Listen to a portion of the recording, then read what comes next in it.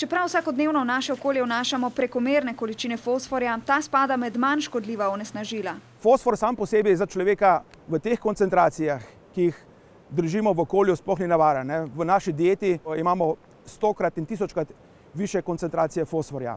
Fosfor, ki ga zaužijemo s hrano, z iztrebki izločimo v okolje. Ta v rekah, jezerih in morjih pospeši rast alg. Fosfati lahko v veliki meri v okolje pridejo tudi iz praškov za pranje perila ali posode, zato jih je naša kemijska zakonodaja v detergentih že prepovedala. Če so izdelki prepovedani oziroma če pač izdelki teh snovi ne smejo vsebovati, potem praviloma oziroma jih v veliki večini na policah ni.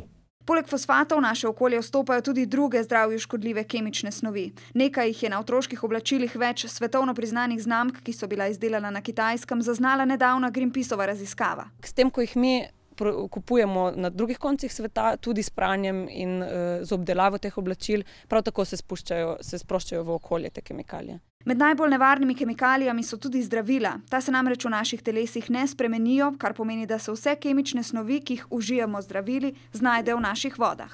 Nekdo drugi bo zdaj tole vodo kilometre niže pil in bo s tole vodo dobil dodatno informacijo oziroma zdravila, ki jih mogoče ne potrebuje.